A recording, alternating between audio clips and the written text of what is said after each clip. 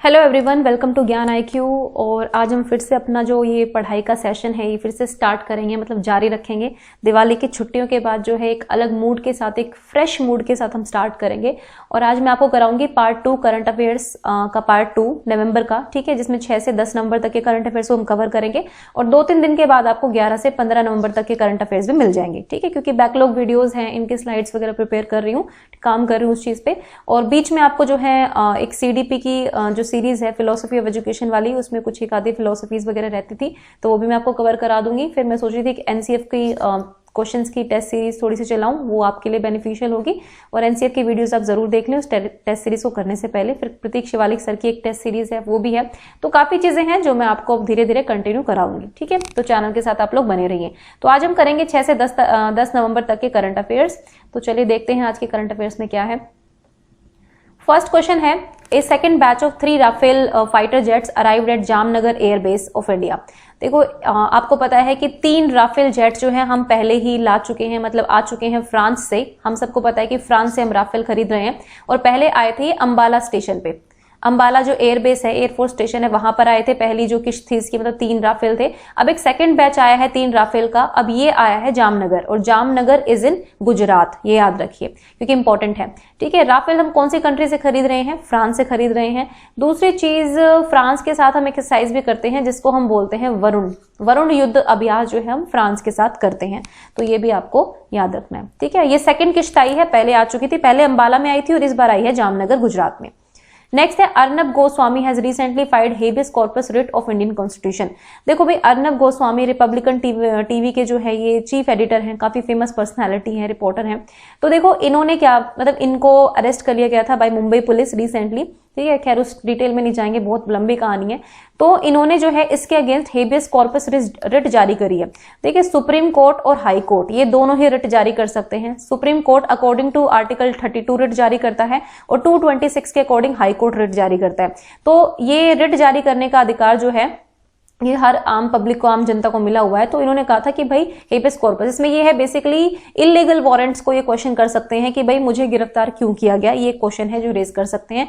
और क्योंकि high court ने इनकी पिटीशन को जो है नकार दिया, तो फिर इन्होंने सुप्रीम कोर्ट में इस रिट को जारी किया। तो याद रखो, अब क्वेश्चन इस तरह का भी आ सकता है कि अर्नब गोस्वामी ने कौन सी रिट जारी की, तो ये भी आपको याद रखना है, बहुत ही स्ट्रॉन्ग है। 5 रिट होती है टोटल, ये याद रखो। उसके बाद किस आर्टिकल के अंदर जारी की, तो भाई सुप्रीम कोर्ट का पूछे तो 32 और अगर हाई कोर्ट का पूछे तो 226 आएगा। ओके, ये याद रखना। और रिपब्लिकन टीवी के एडिटर है। Next is, Haryana government has passed A bill providing 75% reservation या कह सकते हैं Kota for locals in private sector jobs which पे लेस देन 50,000 पर मंथ। देखो, अब हरियाणा गवर्नमेंट ने पहले ही अनाउंस कर दिया था कि भाई जितने भी प्राइवेट सेक्टर की जॉब्स होती हैं, जैसे कंपनीज की हो गई या जो भी हो गई, जिनमें आपकी सैलरी लेस देन 50,000 है, ठीक है, यानी कि लेस देन 50,000 है, तो उसमें भी अब 75% रिजर्वेशन रहेगा फॉर हरियाणा पीपल, यानी कि हरियाणा के जो मूल निवासी हैं, जिनके पास हरियाणा का डोमिसाइल होगा, उनको 75% रिजर्वेशन मिलेगा इस तरह की प्राइवेट सेक्टर की जॉब्स में भी। यानी कि अगर आप बाहर से आए हैं, आप किसी और प्रदेश से हैं, आप यूपी से हैं, महाराष्ट्र से हैं, कहीं से भी हैं, तो आप सिर्फ 25% जॉब्स में ही अपनी हिस्सेदारी बना सकेंगे। 75% तक अब हिस्सा रहेगा किसका? आम नागरिक का, जो हरियाणा के हैं टोटल, ठीक है। देखो, अब ये बात हो रही है प्राइवेट सेक्टर की। देखो, जो गवर्नमेंट सेक्टर है वहां पर तो ऑब्वियसली 85-15 का रिजर्वेशन चलता ही है, लेकिन यहाँ पर जो है 75% यहाँ भी रिजर्वेशन दे दिया हरियाणा गवर्नमेंट ने, ठीक है। ये चीजें याद रखो। और हरियाणा में होंगे 2021 के खेलो इंडिया यूथ गेम्स, जो कि पंचकुला में होंगे। फिर एक हरियाणा ने स्कीम की थी समाधान से विकास जो है एक स्कीम स्टार्ट करी थी हरियाणा ने। उसके बाद हरियाणा ने 2 इंपॉर्टेंट योजनाएं थी, महिला किशोरी सम्मान योजना, ठीक है, ये महिला किशोरी सम्मान योजना स्टार्ट की थी। उसके बाद CM यानी कि मुख्यमंत्री दूध उपहार योजना, ये भी स्टार्ट की थी हरियाणा गवर्नमेंट ने, ठीक है। तो इस चीज को आप याद रखेंगे, ये कुछ इंपॉर्टेंट न्यूज थी हरियाणा से रिलेटेड। नेक्स्ट देखते हैं, टूरिज्म मिनिस्टर, गॉड एक स्लाइड आपकी मिस हो गई, ये ठीक है। चलिए, टूरिज्म मिनिस्टर जो है हमारे प्रहलाद सिंह पटेल हमारे टूरिज्म मिनिस्टर हैं, ठीक है। इन्होंने रिसेंटली एक इनोग्रेट किया the tourist facilitation centre Kerala में, ठीक है। तो केरला में टूरिस्ट फैसिलिटेशन सेंटर जो है इन्होंने खोला, और किस स्कीम के अंडर है ये? प्रसाद स्कीम, ठीक है। देखो, एक तो होता है हिंदी का वर्ड प्रसाद, ठीक है, PRASAD, पहले ये स्कीम यही थी, ठीक है, लेकिन अब इसमें एक H ऐड कर दिया गया है। एच ऐड कर दिया गया है। ये एच किस चीज का है? इस एच को हम बोलेंगे हेरिटेज। प्रसाद की फुल फॉर्म होती है पिलग्रिमेज, ठीक है, इसमें पिलग्रिमेज हो गया, रिजुवेनेशन, उसके बाद and spiritual heritage augmentation drive. Basically जो रिलीजियस टूरिज्म है, धार्मिक जो पर्यटन है, उसको बढ़ावा देने के लिए स्कीम स्टार्ट की गई थी। और एक और स्टार्ट की गई थी हृदय स्कीम, ठीक है। हृदय स्कीम जो है मिनिस्ट्री ऑफ टूरिज्म में जो है वो खत्म कर दी है, और इसी का जो एच है ये हेरिटेज यहां पर ऐड कर दिया है। तो पहले प्रसाद थी लेकिन अब ये प्रसाद हो गई है, ठीक है, एक एच ऐड हो गया है। तो ये भी चीज आपको याद रखनी है। तो प्रसाद स्कीम के अंडर जो है टूरिस्ट फैसिलिटेशन सेंटर खोला गया है रिसेंटली केरला में। Next is the fourth high level meeting of India OPEC energy dialogue was held virtually. तो चौथी मीटिंग हुई है इंडिया और ओपेक की, ठीक है। ओपेक का हेडक्वार्टर कहां है ये आप मुझे कमेंट सेक्शन में बताएंगे, ठीक है। ओपीईसी, ओपीईसी की फुल फॉर्म प्लस इसका हेडक्वार्टर आप मुझे इसमें बताएंगे। और इनकी फोर्थ लेवल की मीटिंग थी जो भी रिसेंटली हेल्ड हुई है, ठीक है। नेक्स्ट देख लेते हैं देहरादून म्युनिसिपल कॉर्पोरेशन, ठीक है, जिसको हम डीएमसी बोल सकते हैं। देहरादून म्युनिसिपल कॉर्पोरेशन ने रिसेंटली लॉन्च किया एक इनिशिएटिव जिसको कहते हैं प्लास्टिक लाओ मास्क ले जाओ, ठीक है। जो मतलब वही है, प्लास्टिक को हम रीयूज कर सकते हैं। तो लोगों को बढ़ावा देने के लिए कि ठीक है आप बेकार प्लास्टिक लाओ ताकि आप उसको कहीं और वेस्ट ना करें, ऐसे उसको जलाएं ना, उसको दबाएं ना, क्योंकि वो एनवायरमेंट पे बहुत नुकसान करता है। तो आप प्लास्टिक ले जाओ और उसके बदले में आपको मास्क मिल जाएगा। तो ये स्कीम स्टार्ट करी है देहरादून म्युनिसिपल कॉर्पोरेशन ने। And Dehradun is the summer capital of is the capital of Uttarakhand, ठीक है, उत्तराखंड की कैपिटल है। अब देखो देहरादून जो है, जो समर कैपिटल बन गई है उत्तराखंड की, वो है गैरसैंण, ठीक है, गैरसैंण है। उसके बाद अगर हम बात करें वैसी नॉर्मल कैपिटल, विंटर कैपिटल, तो ये रहेगी देहरादून ही रहेगी। मतलब दो कैपिटल्स हो गई हैं उत्तराखंड की अब, ठीक है। तो ये चीजें याद रखो। और जो डाइवर्सिटी बायोडाइवर्सिटी पार्क है वो भी रिसेंटली उत्तराखंड में स्टार्ट हुआ, हल्द्वानी में। उसके बाद एक मुंसियारी जगह है, उसमें वहां पे लाइकन पार्क बना है उत्तराखंड में। उसके बाद उत्तराखंड में जो है एक हेलीपैड सेवा भी शुरू की है, पहली सरकारी हेलीपैड सेवा, जो कि देहरादून से गोचर तक, गोचर एक जगह है उत्तराखंड में, वहां तक स्टार्ट की गई है। तो ये कुछ चीजें थी उत्तराखंड के बारे में। आई होप कि आपको समझ में आ गई होंगी। नेक्स्ट देखते हैं, ministry of finance organise the virtual global investor round table conference, ठीक है। गोलमेज सम्मेलन था, आभासी था, आभासी मतलब आपका वर्चुअल था। तो ये मिनिस्ट्री ऑफ फाइनेंस ने रिसेंटली ऑर्गेनाइज किया, याद रखिए। Next is the reserve bank of India, जिसके गवर्नर है शक्तिकांत दास। उन्होंने को लैंडिंग मॉडल स्कीम स्टार्ट करी है बैंक्स के लिए। इसमें बेसिकली को लैंडिंग बेसिकली जो कस्टमर्स होते हैं उनको थोड़ा सा फायदा पहुंचाने के लिए है, क्रेडिट फ्लो को बढ़ाने के लिए, क्रेडिट फ्लो को बढ़ाने के लिए जितने भी अनसर्व्ड हैं या फिर अनडिजर्व सेक्टर हैं इकोनॉमी के, आर्थिक इकोनॉमी के जो अनडिजर्व्ड सेक्टर्स हैं, उनको फंड अवेलेबल कराने के लिए एक अफोर्डेबल कॉस्ट पर बेसिकली ये है, ठीक है। मतलब ये इसीलिए है आपकी को लैंडिंग स्कीम, है ना। ज्यादा डिटेल में नहीं जाएंगे, ज्यादा मुझे बैंकिंग की नॉलेज भी नहीं है, बट ये थोड़ा मोटा मोटा मैंने आपको बता दिया। Not for customer, basically flow, credit का फ्लो बढ़ाने के लिए, ठीक है। और जितने भी अनरिजर्व्ड, अनसर्व्ड या फिर अनडिजर्व्ड सेक्टर हैं इकोनॉमी के, है ना, उनके लिए, ताकि जो है उनको फंड अवेलेबल किया जा सके। देखो इस वक्त जो है मार्केट में पैसा बहुत ज्यादा कम है, क्योंकि आपको पता है कोविड-19 के दौर से मंदी तो आई है। सो फ्लो ऑफ क्रेडिट जो है बहुत कम है। उसके बाद फंड्स जो है एक अफोर्डेबल कॉस्ट पे उनको कराएंगे बैंक्स को, ठीक है। तो ये बेटर होगा। नेक्स्ट है according to centre for monitoring Indian economy, ये centre for monitoring Indian economy है, ठीक है, जिसको हम CMIE भी बोलते हैं।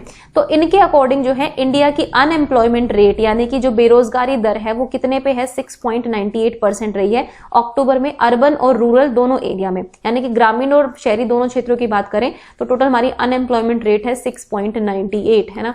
मतलब ये सबसे ज्यादा इंप्रूवमेंट इसी में चाहिए, और यहाँ पर चीजें जो है बढ़ती जा रही है। आई थिंक लास्ट ईयर जो ये 6.14 या 44 कुछ समथिंग ऐसी थी, मतलब बड़ी है, कम नहीं हुई है, और लॉकडाउन के दौरान तो बहुत ज्यादा बड़ी है। Next is Asian development bank has approved इतना $1 million, $132.8 million loan to improve and upgrade the power distribution network in Meghalaya. तो एशियन डेवलपमेंट बैंक ने जो है इस बार मेघालय के लिए ये इतने $1 million का लोन जो है वो अप्रूव किया है। जो ADB है इसका हेडक्वार्टर है मनीला, फिलीपींस में, ठीक है। तो ये भी याद रखिए आप। नेक्स्ट है Paytm payment platform has partnered with SBI card. तो State Bank of India card के साथ पेटीएम पेमेंट प्लेटफॉर्म ने साझेदारी की है to launch co branded credit cards, ठीक है। तो ये को ब्रांडेड क्रेडिट कार्ड जो है लॉन्च करेंगे दोनों मिलकर। नेक्स्ट है नेशनल कैंसर अवेयरनेस डे है, वो 7 नवंबर को मनाया गया। This is national cancer awareness day, not international. Okay, तो इतनी चीज याद रखना कि राष्ट्रीय कैंसर जागरूकता दिवस मनाया गया है। Next is ministry of information and broadcasting has constituted committee under Shashi Shekhar Vempati. तो इनकी चेयरमैनशिप में एक कमिटी बिठाई है इन्होंने to review guidelines on television rating agency. ठीक है, बेसिकली जो टीआरपीज होती हैं, जो चैनल्स को टीआरपी मिलती है, जैसे कलर चैनल, स्टार प्लस है, तो इन सबको जो टीआरपीज मिलती है उसके लिए उसकी देखरेख करेगी एक कमेटी, शशि शेखर वेम्पति कमेटी। इसे शशि शेखर वेम्पति जो है इसकी वो होंगे हेड। तो देखो ये जो टीआरपी है इसमें कहते हैं कि कुछ चैनल जो है टीआरपी खरीद लेते हैं, घोटाला करते हैं, तो इस तरह की चीजों की देखरेख की जाएगी। और हमारे मिनिस्टर ऑफ इंफॉर्मेशन ब्रॉडकास्टिंग कौन है ये आप मुझे कमेंट सेक्शन में बताएंगे। नेक्स्ट है शक्तिकांत दास यानी कि आरबीआई गवर्नर जो है हमारे, इन्होंने 40th मीटिंग जो है सार्क फाइनेंस की उसको हेड किया वर्चुअली, एक तरह से चेयरपर्सन बने उसके। जो सार्क फाइनेंस है, देखो सार्क कंट्रीज जो है ना, सार्क कंट्रीज, इस सार्क की स्थापना कब हुई थी आप मुझे कमेंट सेक्शन में बताएंगे। इसका हेडक्वार्टर है काठमांडू नेपाल में। ओके, और मतलब शक्तिकांत दास ने जितने भी गवर्नर हैं सार्क ग्रुप के जो है उनकी मीटिंग को एक तरह से चेयर किया, यानी कि चेयरपर्सन बने वो उसके। नेक्स्ट है इस centre of excellence for Indian knowledge system will be setup at IIT Kharagpur. देखो अभी रिसेंटली जो है हमारे जो एजुकेशन मिनिस्टर है रमेश पोखरियाल निशंक जी, वो आईआईटी खड़गपुर में उन्होंने वर्चुअली जो है अटेंड किया था। वहां पे इनॉग्रेट हुआ था एक कार्यक्रम जिसको कहते हैं भारत तीर्थ। ठीक है, भारत तीर्थ। तो उन्होंने अपने भाषण में ये भी कहा कि भाई जो आईआईटी खड़गपुर है इन्होंने बेसिकली एक अपने जो स्पिरिट है हमारी इंडिया की उसको एक तरह से इंट्रोस्पेक्ट करने की कोशिश करी है। उसके सामने चैलेंज क्या है, फिलहाल जो हमारी पुरानी एक स्पिरिचुअल नॉलेज है उसको, उसके सामने क्या क्या चैलेंजेस हैं और किस तरह की चीजें हैं, तो वो सब है। ये राइट मेजर्स कौन कौन से हो सकते हैं, तो ये सब आईआईटी खड़गपुर इस पे काम कर रहा है और इसीलिए एक सेंटर ऑफ एक्सीलेंस जो है इसके लिए सेटअप किया जाएगा आईआईटी खड़गपुर में। ठीक है, तो इसको ये वर्चुअल समिट था बेसिकली भारत तीर्थ के नाम से, ये भी याद रखो।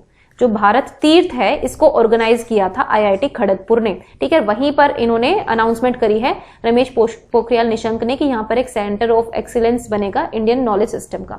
ठीक है, तो ये चीजें भी याद रखो। और आप सभी को पता है कि जो हमारी एजुकेशन मिनिस्ट्री है उसका नाम पहले था human resource and development ministry, जिसका नाम अब चेंज होकर क्या हो गया है, एजुकेशन मिनिस्ट्री। नेक्स्ट है अर्गाइल माइंस। अर्गाइल माइंस जो है ये ऑस्ट्रेलिया में है, ऑस्ट्रेलिया की माइंस है।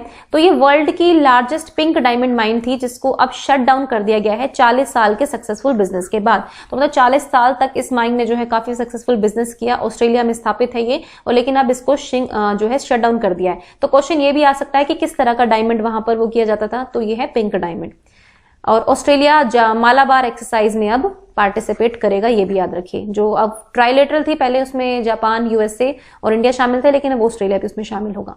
The first nuclear power plant of Belarus, जिसको हम एस्ट्रावेट्स कहेंगे, वो अब उसने ऑपरेट करना स्टार्ट कर दिया है। बेलारूस कंट्री है, ठीक है, not a very democratic country, लेकिन स्टिल पहला न्यूक्लियर पावर प्लांट है इनका, है ना, एस्ट्रावेट्स का नाम है, ये भी याद रखो।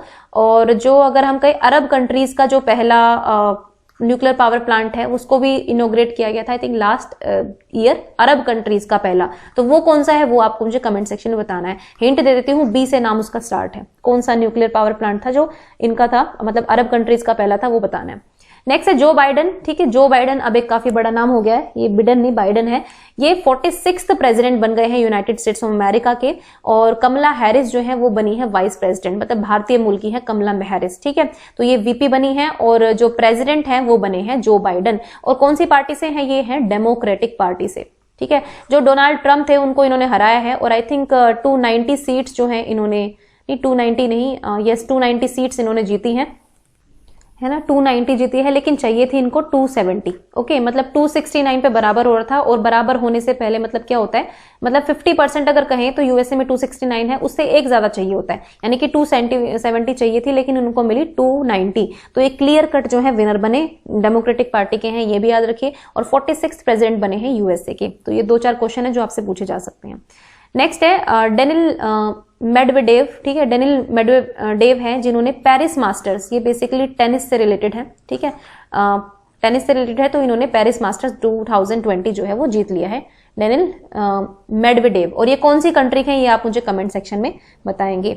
देखो कमेंट का जो ये मैं क्वेश्चन आपसे पूछती हूँ बेसिकली आपकी नॉलेज को ही इनहेंस करने के लिए पूछती हूँ, तो आप इसका आंसर जरूर दीजिए। नेक्स्ट है nurturing neighbourhood challenge has recently launch by ministry of housing and urban affairs के द्वारा जो है ये चैलेंज किया गया, नर्चरिंग नेबरहुड चैलेंज। तो ये बेसिकली 3 साल का चैलेंज है, 3 साल के लिए चैलेंज दिया गया है ministry of housing and urban affairs के द्वारा। देखो चैलेंज क्या है ये भी थोड़ा सा आपको बता देती हूँ। तो भाई ministry of housing and urban affair जो है 100 स्मार्ट सिटीज का जो हमारा पहला टारगेट था कि 100 शहरों को स्मार्ट सिटीज में बदला जाएगा।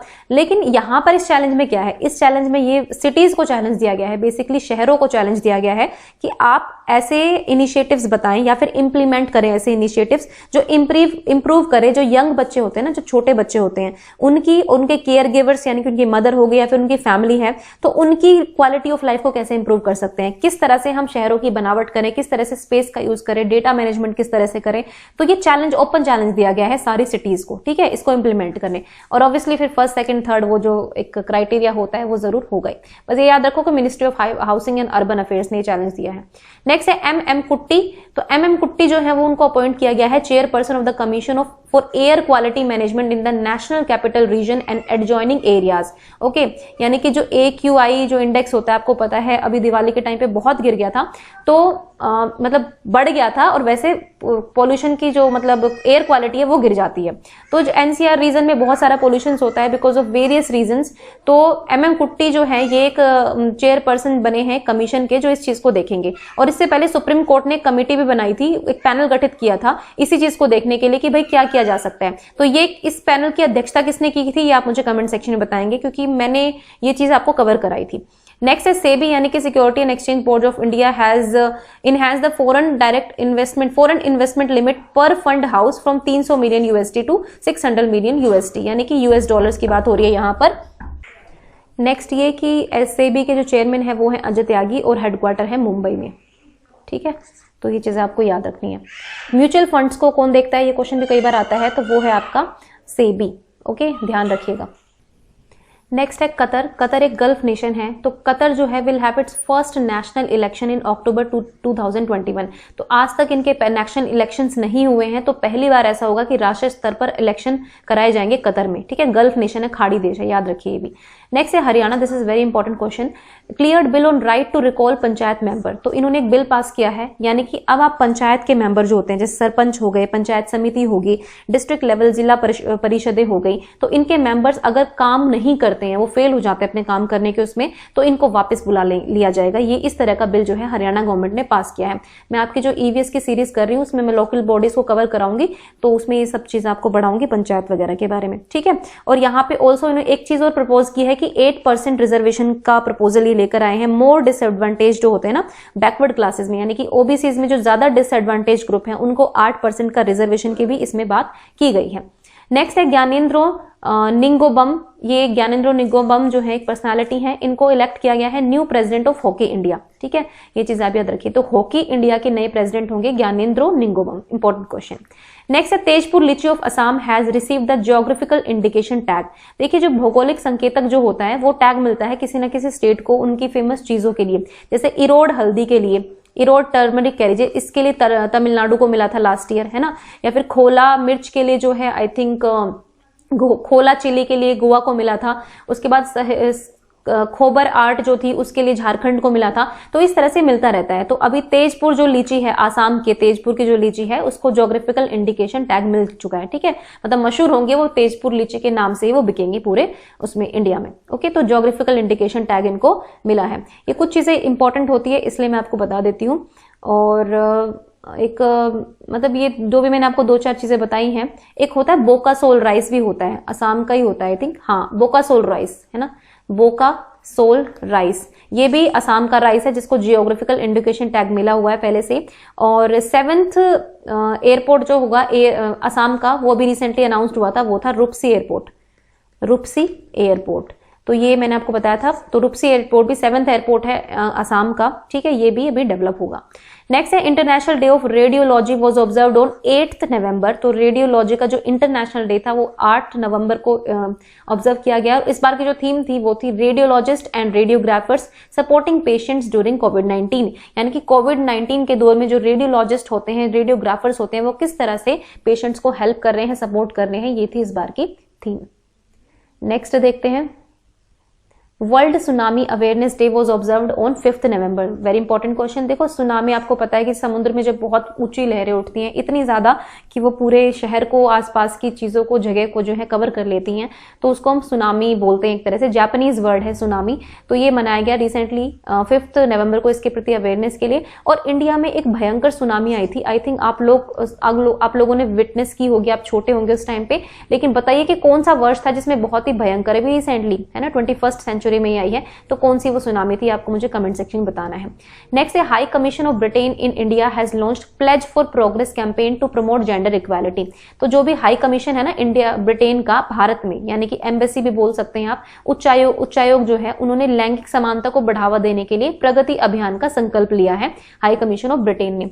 दूसरी चीज, ब्रिटेन के साथ जो है हम काफी एक्सरसाइज करते हैं। कौन कौन सी करते हैं बता देती हूँ। एक होती है इंद्रधनुष, इंद्रधनुष करते हैं हम ब्रिटेन के साथ। एक करते हैं अजय वॉरियर, ये मिलिट्री एक्सरसाइजेस बता रही हूं मैं आपको। और एक होती है कोंकण एक्सरसाइज। तो 3 बहुत इंपॉर्टेंट एक्सरसाइज है जो हम ब्रिटेन के साथ करते हैं। नेक्स्ट है India has signed 15 MOUs with Italy. तो 15 समझौतों पर जो है हस्ताक्षर किया है इंडिया ने इटली के साथ। और मतलब एक वर्चुअल समिट हुआ था अभी रिसेंटली इंडिया और इटली के बीच। तो ये क्वेश्चन आ सकता है कि कितने MOU साइन किए हैं ना। हर चीज का आपको इसमें जानकारी की जरूरत नहीं है। जब ज्यादा होते हैं तो आपको बस नंबर पर ध्यान देना है कि 15 MOU साइन किए हैं इंडिया ने इटली के साथ। Next is ministry of shipping has been renamed. तो मिनिस्ट्री ऑफ शिपिंग का नाम बदलकर अब रख दिया गया है ministry of ports, shipping and waterway. ठीक है, वाटरवेज। ठीक है, इसका मतलब एक तरह से दायरा बढ़ा दिया गया है। तो अब हम मिनिस्ट्री ऑफ शिपिंग को कहेंगे ministry of ports, shipping and waterways. और रिसेंटली HRD मिनिस्ट्री का नाम चेंज कर भी एजुकेशन मिनिस्ट्री रख दिया गया था। तो जितने भी ये नाम चेंज होते हैं मिनिस्ट्रीज के, ये आपको याद रखने की जरूरत होती है। नेक्स्ट देखते हैं, ICICI बैंक जो है उन्होंने लॉन्च किया है माइंड प्रोग्राम फॉर मिलेनियल्स। तो याद रखिए कि ICICI बैंक ने लॉन्च किया है माइंड प्रोग्राम फॉर मिलेनियल्स। ठीक है, नेक्स्ट है central government has made FASTag mandatory. ठीक है, फास्ट स्पेस देना भूल गई। फास्टैग मैंडेटरी कर दिया गया है सभी फोर व्हीलर्स के लिए, जितने भी ओल्ड व्हीकल्स हैं 1 जनवरी 2021 से। तो भाई केंद्र सरकार ने फैसला किया है कि जितने भी व्हीकल्स होंगे, 4 व्हीलर्स यानी कि 4 पहिया जितने भी व्हीकल्स हैं, वाहन है, उनके लिए अब ये फास्टैग कार्ड जो है इंपॉर्टेंट हो जाएगा, मैंडेटरी हो जाएगा। देखो फास्टैग होते क्या है। फास्टैग बेसिकली एक इलेक्ट्रॉनिक टोल कलेक्शन सिस्टम होता है जो इंडिया में मतलब इंडिया में होता है बेसिकली ये। और ये जो national highway authority of India है ये इसको ऑपरेट करती है। तो ये मैंडेटरी कर दिया है जितने भी 4 व्हीलर्स हैं उनके लिए। नेक्स्ट है रोपैक्स फेरी सर्विस। एक फेरी होती है, बोट की तरह होती है, एक फेरी नाव की तरह। तो ये सर्विस जो है हजीराबाग और घोंघा के बीच में इनोग्रेट की है PM मोदी ने गुजरात में। ठीक है, ये चीज भी याद रखना। रोपैक्स फेरी, इसका नाम इंपॉर्टेंट है और कहाँ की है, कहाँ से कहाँ तक की है, ये भी इंपॉर्टेंट होता है। Next is the armed forces conducted A joint tri service exercise bull strike. तो जितने भी हमारे देश की आर्म्ड फोर्सेस हैं उन्होंने एक बुल स्ट्राइक नाम से एक एक्सरसाइज कंडक्ट की at the Teresa island in Nicobar group of island. Andaman and Nicobar का आप नाम सभी ने सुना होगा। तो निकोबार आइलैंड में जो टेरेसा आइलैंड है वहां पर इस ज्वाइंट ट्राई सर्विस एक्सरसाइज को कंडक्ट किया गया। तो हमारी आर्म्ड फोर्सेस जैसे नेवी हो गई, आर्मी हो गई, है ना, ये होती है, तो इन्होंने की है। नाम है एक्सरसाइज का बुल स्ट्राइक। तो ये भी आपको याद रखना है। नेक्स्ट है Amazon India has announced the launch of its first all women virtual customer service site in Bangalore। तो भाई Amazon ने इनिशिएटिव लिया है और Amazon ने recently all women delivery station जो है वो भी लॉन्च किए थे। मतलब ये भी याद रखो, मतलब Amazon ने लॉन्च किए थे और अब इन्होंने लॉन्च किया है all women virtual customer service site Bengaluru में। Next is Tripura has launched eco friendly bamboo candles and diyas for Diwali under vocal for local initiative. ठीक है, मतलब बैम्बू से जो है कैंडल्स और दियास बनाए गए त्रिपुरा में, क्योंकि अब तो दिवाली जा चुकी है और ये इको फ्रेंडली है। ठीक है, इससे एनवायरमेंट को नुकसान नहीं पहुंचता है। अब जहां तक बैम्बू है तो बैम्बू पहले ट्री की कैटेगरी में था। ठीक है, लेकिन अब बैम्बू को ट्री की कैटेगरी से हटाकर इसको एक ग्रास बना दिया गया है, यानी कि बैम्बू एक घास की कैटेगरी में ला दिया गया है। ठीक है, अब बैम्बू, जब भी क्वेश्चन आए ना कि बैम्बू क्या है, तो आपको लगाना है आंसर घास, not a tree. Next is Dilip Rath has been elected as the board of international dairy federation. तो इंटरनेशनल डेयरी फेडरेशन के जो बोर्ड होता है उसमें एज ए मेंबर इलेक्ट हुए हैं दिलीप रथ। और ये जो इंडियन डेयरी फेडरेशन है उसके हेड भी हैं, ये भी याद रखिए। और मतलब चेयरमैन नहीं बने हैं, बस मेंबर बने हैं। ठीक है, इंटरनेशनल डेयरी फेडरेशन के। तो इंपॉर्टेंट क्वेश्चन है। और अगर हम दूध क्रांति से रिलेटेड बात करें तो milk man of India, milkman of India कौन है भारत के, वो आपको मुझे कमेंट सेक्शन में बताना है। नेक्स्ट है एनपीसीआई यानी कि नेशनल पेमेंट कॉर्पोरेशन इंडिया, उन्होंने एक cap 30% of total volume of transaction processed in UPI by third party app provider, कि भाई अब जो ये साइज है ये फिट कर दिया है, मतलब 30% इतना ही जो ट्रांजैक्शंस का है यूपीआई का वो आप थर्ड पार्टी के थ्रू कर सकते हैं। ये बेसिकली सिक्योरिटी को बढ़ाने के लिए कि लोग जो है थर्ड पार्टी की तरफ कम जाएं और जो पेरेंट है कंपनी उसी पर ध्यान दे। ठीक है, तो ये एनपीसीआई ने लॉन्च किया है अभी रिसेंटली, मतलब उन्होंने अनाउंस किया है। नेक्स्ट देख लेते हैं, bank of Baroda has recently introduce a new programme called the employ assistance programme. तो एम्प्लॉय को थोड़ा सा हेल्प करने के लिए कर्मचारी सहायता प्रोग्राम नामक स्टार्ट किया है बैंक ऑफ बड़ौदा ने, ये भी आपको याद रखना है। और देखिए इससे रिलेटेड एक और चीज बता देती हूँ, एक ईज इंडेक्स होता है, ठीक है, ईज इंडेक्स, इसका जो वर्जन 2 था उसमें बैंक ऑफ बड़ौदा जो है वो टॉप पर रहा था, ये भी याद रखना है। नेक्स्ट है India first solar based integrated multi village water supply project जो है वो रिसेंटली इनॉग्रेट किया गया अरुणाचल प्रदेश में, ये भी याद रखिए, पहला solar based integrated multi village water supply project. ठीक है, एकीकृत बहुग्राम जल आपूर्ति परियोजना, पहली सौर आधारित यानी कि पूरी सोलर एनर्जी पर आधारित होगी। नेक्स्ट है चाचा चौधरी, एक कैरेक्टर था, भाई आप सभी को पता है कॉमिक्स आती हैं या फिर हम सुपर हीरो बोल सकते हैं। ये इसको ब्रांड एम्बेसडर बना दिया है नमामि गंगे प्रोजेक्ट का, ये एक सेंट्रल गवर्नमेंट का प्रोजेक्ट है पूरा नमामि गंगे, तो इसका ब्रांड एम्बेसडर बनाया है चाचा चौधरी कैरेक्टर जो है उसको, कार्टून कह सकते हैं या फिर आप कह सकते हैं ये सुपर हीरो के नाम से है ना, चाचा चौधरी थे और साबू होता था उसमें, तो इसकी इनकी कॉमिक्स भी आती है, तो इनको ब्रांड एम्बेसडर बनाया है, ये प्रमोट करेंगे, मतलब इनके थ्रू प्रमोट किया जाएगा नमामि गंगे प्रोजेक्ट को। नेक्स्ट है बोंगाईगांव डिस्ट्रिक्ट एडमिनिस्ट्रेशन है असम की, इन्होंने एक इनिशिएटेड चला, एक मिशन इनिशिएट किया, mission Sampoorna, to improve health of malnourish children, जो भी कुपोषित बच्चे हैं उनकी हेल्थ को इम्प्रूव करने के लिए बोंगाईगांव डिस्ट्रिक्ट है असम का, इन्होंने ये मिशन चलाया, मिशन संपूर्ण, ये भी आप याद रखेंगे। ओके, तो भाई मोटा मोटा मैं सारा इंपॉर्टेंट करंट अफेयर जो होता है वो आपको करा देती हूँ कंप्लीट। आई होप कि इससे बाहर आपको ज्यादा कुछ नहीं मिलेगा। Next is United Nation General Assembly has recently adopted two resolution, ठीक है, तो को अपनाया है भारत द्वारा, मतलब 2 रेजोल्यूशन पास किए गए हैं यूनाइटेड नेशन जनरल असेंबली में, और ये स्पॉन्सर्ड किसके द्वारा किए गए थे, इंडिया के द्वारा। ये दोनों जो आपके न्यूक्लियर वेपन से या फिर न्यूक्लियर उससे रिलेटेड हैं। ठीक है, देखो जैसे कि पहला रेजोल्यूशन है वो है convention of the prohibition of the use of nuclear weapons. ठीक है, न्यूक्लियर वेपन्स का जो खतरा होता है ना, इनके मिसयूज का या फिर जो इनसे रिसाव होता है उन चीजों से बचने के लिए, और दूसरा है reducing nuclear danger under the nuclear weapon cluster. ठीक है, इसके अंतर्गत ये 2 रेजोल्यूशन पास किए गए हैं यूनाइटेड नेशन से, तो मतलब बेसिकली न्यूक्लियर वेपन्स के खतरे से निपटने के लिए है, और ये इंडिया के द्वारा स्पॉन्सर किए गए थे, इसीलिए यूनाइटेड नेशन ने इनको पास किया है, मतलब अच्छा लगा जो भी है उसके लिए, तो इसलिए न्यूज में आ गए हैं। और यूनाइटेड नेशन से आपको एक चीज याद रखनी है कि यहाँ पर यूनाइटेड नेशन में हमारे जो परमानेंट रिप्रेजेंटेटिव है वो है TS त्रिमूर्ति। ठीक है, अगर हम यूएन की बात करें यूनाइटेड नेशंस की, अगर यूएन के जेनेवा की बात करें, जेनेवा ऑफिस की बात करें, तो यहाँ पर है हमारे इंद्रमणि पांडे। ठीक है, और अगर यूनेस्को की बात करें तो यहाँ पर है विशाल वी शर्मा। ठीक है, तो भाई 3 चीज हैं, परमानेंट रिप्रेजेंटेटिव यूएन में बने हैं TS त्रिमूर्ति, अगर यूएन जेनेवा हेडक्वार्टर की बात करें तो वहां पर बने हैं इंद्रमणि पांडे, और अगर यूनेस्को की बात की जाएगी तो वहां पर है विशाल वी शर्मा। तो ये तीनों भी नए परमानेंट रिप्रेजेंटेटिव बने हैं, याद रखिए, एक क्वेश्चन जरूर आएगा। नेक्स्ट है NPCI again has allowed WhatsApp to roll out its payment service in the country in 10 regional language. तो एनपीसीआई ने national payment corporation of India ने व्हाट्सएप को अलाउ कर दिया है कि अपनी पेमेंट सर्विस स्टार्ट कर सकती है इंडिया में, और 10 रीजनल लैंग्वेज में ये स्टार्ट होगी स्टार्टिंग में, और आई थिंक 5 बैंक्स के साथ एसोसिएट किया गया है। वो 5 बैंक्स कौन से हैं मुझे अभी ध्यान नहीं, आप देख लेना, 5 बैंक के साथ मिलकर ये करेगा व्हाट्सएप। ठीक है, तो 3-4 क्वेश्चन बन जाते हैं। पहली चीज तो एनपीसीआई ने व्हाट्सएप को अलाउ किया है, 10 रीजनल लैंग्वेजेस में अलाउ किया है, 5 बैंक्स के साथ इन्होंने अभी टाई अप किया है। नेक्स्ट है Vidisha Maitra has been elected to UN advisory committee. तो विदिशा मैत्रा जो है ये इनको इलेक्ट किया गया है यूएन की, यूनाइटेड नेशन की एक एडवाइजरी कमेटी है जो है प्रशासनिक और बजटीय प्रश्नों पर जो सलाहकार समिति है उसमें इनको चुना गया है, विदिशा मैत्रा को। वेरी इंपॉर्टेंट क्वेश्चन, तो याद रखिए। यूएन से रिलेटेड जितने भी क्वेश्चंस होते हैं आपके जहां पे इंडिया के किसी इंसान को कुछ पोस्ट मिलती है, कुछ मिलता है, वो बहुत इंपॉर्टेंट होता है।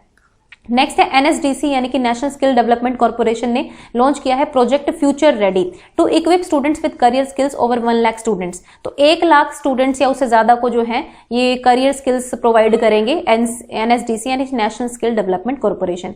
प्रोजेक्ट फ्यूचर रेडी मतलब ताकि वो अपने फ्यूचर के लिए रेडी हो सके, है ना, मतलब बेरोजगार भी हैं तो अपना कुछ काम कर सके, है ना, उससे अपनी लाइवलीहुड कमा सके। नेक्स्ट है Kerala has become the first state to launch a project to provide free internet to poor families in public offices. तो भाई केरला ऐसा करने वाला पहला बन गया है जो मतलब परिवारों को और सार्वजनिक कार्यालय है वहां पर मुफ्त इंटरनेट जो है प्रोवाइड करेगा केरल, तो ये भी याद रखिए। Next is United states has formally exerted the Paris climate. तो यूनाइटेड स्टेट्स यानी कि यूएसए ने जो है पेरिस क्लाइमेट को छोड़ दिया है। देखिए पेरिस एग्रीमेंट जो है उसको हम बोलते हैं COP21। ओके, अब COP21 का अनाउंसमेंट पहले ही डोनाल्ड ट्रंप कर चुके थे, जो बाइडेन प्रेसिडेंट बन चुके हैं, लेकिन ये जनवरी तक जो है, अभी तक जनवरी 2021 तक जो है वो ही चलेंगे, डोनाल्ड ट्रंप चलेंगे। उसके बाद जो बाइडेन जो है काम स्टार्ट करेंगे अपना, उनको मिलेगा कार्यभार। देखो अभी तो खैर यूएसए ने छोड़ दिया ऑफिशियली, लेकिन हो सकता है कि जो बाइडेन आए अगेंस्ट फिर से वो पेरिस क्लाइमेट को ज्वाइन कर ले। और यूएसए ने बहुत सारी चीजें छोड़ी है, even UNESCO, world health organization, तो हो सकता है जो बाइडेन डेमोक्रेटिक पार्टी से हैं वो दोबारा ज्वाइन कर ले। तो ये क्वेश्चन जो है फ्लक्चुएट करेगा। दूसरी चीज है कि COP21 तो पेरिस क्लाइमेट था, अब COP26 जो है वो कहां होगा, ग्लासगो स्कॉटलैंड में, ये भी याद रखिए COP26। नेक्स्ट है जो स्पोर्ट्स मिनिस्ट्री हमारी has approved 6 centres as the Khelo India centre of excellence. तो 6 सेंटर अनाउंस किए हैं उन्होंने स्पोर्ट्स मिनिस्ट्री ने, और हमारे स्पोर्ट्स मिनिस्टर कौन है ये आपको मुझे कमेंट सेक्शन में बताना है। Next again about Kerala, Kerala has launch the Parivarthanam program. तो Parivarthanam program to help the fishing community, fishing community को हेल्प करने के लिए, उनकी इनकम को बढ़ाने के लिए परिवर्तनम प्रोग्राम चलाया है केरला गवर्नमेंट ने, ये भी आपको याद रखना है। सो गाइस ये थे आपके आज के करंट अफेयर्स, ठीक है, और जो आपके 11 से 15 तक के करंट अफेयर है वो भी मैं जल्दी वीडियो अपलोड कर दूंगी, ठीक है, ताकि क्योंकि पीछे की वीडियोस पे थोड़ा काम करना है ना, तो इसलिए हम उसको अपलोड करेंगे बाद में। और इसका जो टॉप 20 होगा, टॉप 20 में हर महीने रखूंगी, एंड में जब मैं आपको सारा महीने का करंट अफेयर करा दूंगा, उसको जरूर अटेम्प्ट करें। 20 क्वेश्चन जो टॉप 20 बनते हैं अकॉर्डिंग टू मी, उनको अटेम्प्ट करें और अपना स्कोर देखें। इस बार जो है काफी बच्चों का एवरेज स्कोर 15, 14 इस तरह का रहा था, और मतलब सब लोग मुझे बोल रहे थे कि हम जरूर इंप्रूव करेंगे। डेफिनेटली यू विल इंप्रूव, है ना, अगर आप रेगुलर पढ़ेंगे करंट अफेयर्स को, एक बार रिविजन जरूर लेंगे तो आपका इंप्रूव हो जाएगा स्कोर, आप 20 आउट ऑफ 20 भी लाएंगे। And best wishes to all of you and thank you for watching Gyan IQ।